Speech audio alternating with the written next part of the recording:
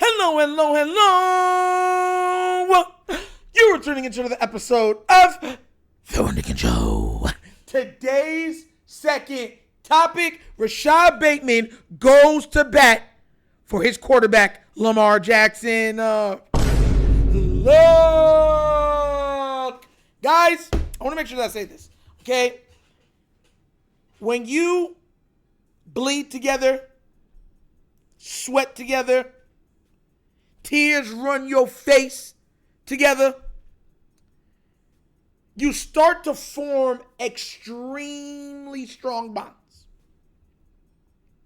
You start to get to the mindset of if they hurt you, they're hurting me.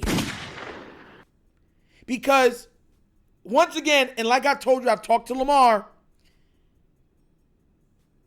he is very big on brotherhood. I've asked him this before. I said, when you're looking at the guys that you're playing with, doesn't matter about the all pros, everything. He said, look, those are the guys that I bleed with. Those are the guys that I sweat with. Those are the guys that I'm in pain around and stuff like that. Those are my brothers.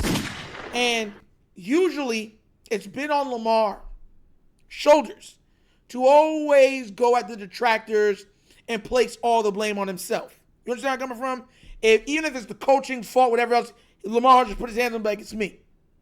I got to be better. Yeah, we got to do better here and there, but it starts with me, and I got to do a better job, and such and such. And he'll take 99.9% of all of the blame. But Rashod Bateman, in this interview, called out the fugazi, ridiculous, asinine arguments against Lamar Jackson. And not only do I applaud him, I want more of this. And I'm not saying it on behalf of Lamar. What I'm saying is we need teammates on this squad that are really the squad up for each other. You see, if someone took a cheap shot at Rashod, Patrick could come through off the tightrope, hit him, give him that elbow, people's elbow. Then you got your lineman, Linderbaum, and others kicking him in the face, saying, oh, we gonna play that game. This is the rate we can play that game. And it goes just the same thing if they do anything to the quarterback. That mindset of, you hurt one of us, now you got to fight all of us. That's what we're starting to get. And what I'm going to do is I'm going to show you exactly what he said. Shout out to Kevin O. I call him Kevin O. Ostricher. He had did a little thing and posted it from The Athletic. And they did a story asking him questions, Rashod Bateman. So I'm going to post the question stuff like, we're going to read it verbatim, and then we're going to break it down. All right, so without further ado, let's go see what they had to say to our big-time receiver. Check this out. See right here. So it goes, the question was, what's the one criticism of Lamar Jackson that you're flabbergasted by?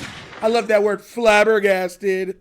And he answers and he goes, honestly, whatever they say about Lamar is kind of mind-boggling to us in general. If you watch the dude's highlight tape in college, he threw the ball really, really well. You watch in the NFL and he's throwing the ball better than most quarterbacks since he's been playing. I think they are definitely caught up in him not getting to a Super Bowl. But honestly, that's hard to even say. There's 11 people playing, and it's hard to put it all on the quarterback. Even though that's the leader of the team, if you really watch football, Lamar does a lot. Here's where it makes the most sense. He gives people jobs, and he saves people's jobs. Lamar is special generational talent. And we've been saying this for a while because we know what it is. He has saved a plethora of players' jobs, gotten a plethora of players paid. I brought this up before, and saved some of the coaches' lives, which has already been highly documented and reviewed by countless media pundits and YouTubers. So this is why I try to tell everybody that the people that play around Lamar understand his importance, and Lamar understands his importance, but he doesn't shove it down people's throats. He's so humble about it. He's like, look, that's my job. I'm going to be the best I could be. And then me being the best I could be, everybody around me eats. That's a very rare mindset to have. But he has those traits. And Bateman makes perfect sense to it all in this. And I'm trying to tell you, I want you to understand this. Derrick Henry, for most teams, was washed. Yeah, I want you to understand context. Derrick Henry, King Henry, they said he was washed. Old. Done. Finished. His time was up. And he went and said, all right, I'm going to line up with Lamar Jackson. He, out of all the running backs, go through the list if you think I'm even exaggerating. All of them. The top 10 quarterbacks during that offseason, when you saw all the name running backs available and everything else, when all of them were available and everything, guess what? He was the last one picked. Bills could have got him. They said, no bueno. The Chiefs could have got him. They said, no bueno. Dallas, who a lot of people thought where he has a home at, thought they were going to, they said, you're old. No bueno. And he goes and he plays next to Lamar. And he has his best statistical overall season of his career, his most efficient season of his career, his most dominant season of his career. And you look at him at 30-something years old and you're like, that's what Bateman's alluding to. And this man just got paid the highest amount of money for a running back over 30 in NFL history. These are what I'm trying to, that's why people were, bruh, that's why I'm trying to tell it, man. And I've said already, if Bateman can stay healthy, I'm telling y'all, if he can stay healthy and stay on the field, he is a faster Stephon Diggs. I've been saying that for the longest time. The problem with Bateman is that there was a lot of stuff happening to him off the field, and on top of it, he was getting injured. So he wasn't mentally there, on top of being unable to physically perform. Now, the outside noise, because he was going through, I think he lost family members and stuff like that. A couple family members, people very important to it in his life, multiple of them. And then on top of it, he was getting injured. So his life was in a tailspin. So now what you're getting a confident, you're getting a calm, you're getting a tested Bateman. And I'm telling you this right. So nothing I've ever done has changed. If he does those things, he's a faster Stephon Diggs. That's been my evaluation of him from the time he was drafted. And then you go on and he was asked another question. And it goes, how much has your chemistry gone with Lamar Jackson over the years? And do you feel like there's another level it can get to? And he answers it very well. He says, I feel like our chemistry has always been good. Even when I got hurt after my rookie year, I went and worked out with him that offseason. Even before we got to where we're at now, we still had a connection. It really was my injuries and then his injuries. I think this past year, it was really my first training camp that I was able to get through. When you're playing with a quarterback like Lamar, you can go through routes, but you really have to get game-like situations, right? And practice with him. And I think that's really when it's beneficial. That paid off for us in the long run. And you saw that. Bateman, for all intents and purposes, will get eventually 1,000 yards with Lamar Jackson under center. Make no mistake about it. He will. He might not be the greatest or best wide receiver in the league, but he's going to get some years where he gets some nice numbers. And I think, even I don't think this might be one of these crazy statistical years for him. I think that'll be probably next year. He's going to have a very solid year this year. Look for Bateman to have around 850, 900 receiving yards, somewhere between 10 to 11 touchdowns. Yeah.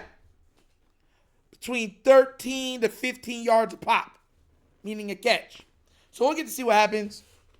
But I'm very happy that he's short for Lamar because, like I said before, for the most criticized quarterback in the league, he sure never lashes out as you would think somebody that's criticized ad nauseum the way that he is would. You understand where I'm coming from? Like the way how he is criticized and disrespectfully so, like bringing up his mom, bringing up his past.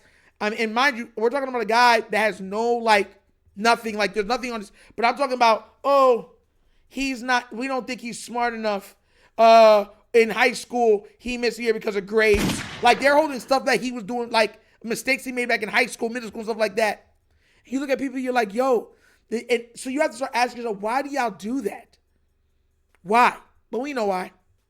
There's a multitude of reasons why, but we know why. But shout out to Bateman for having his teammates back And I think this year is going to be another solid year for him. And I think the NFL is going to have to watch out because, once again, I think the Ravens are going to lean more on Isaiah Likely also. And that's just going to open up the game even further for Rashod Bateman and Isaiah Flower for big plays. So we'll see what happens, guys. But what do you guys think? Do you agree with Bateman that you're flabbergasted by the media's hot takes that they constantly spew about Lamar Jackson? Or are you saying, oh, well, we kind of agreeing with them. He has to win. No matter what happens, if they play bad, defense play bad, offensive line plays bad, coach doing fools, just kick missing kicks. Lamar should pull us out from the jaws of death. That's his job, what he's paid to do. Let me know what you think down in the comment section, please, all right? But as always, that's the episode of The Wunderkind Show. Thank you for watching. And now we get down, we have fun, and we laugh. But everything we talk about, we did in what? Facts and truth. Please do remember, like, subscribe, hit that notification bell, leave a comment, guys. You don't love the comments. If you haven't already done so already, check out the Wunderkind Morning Show live Monday through Thursdays, 9:30 to 10:30 a.m., where we touch on all hot topics and hot sports topics.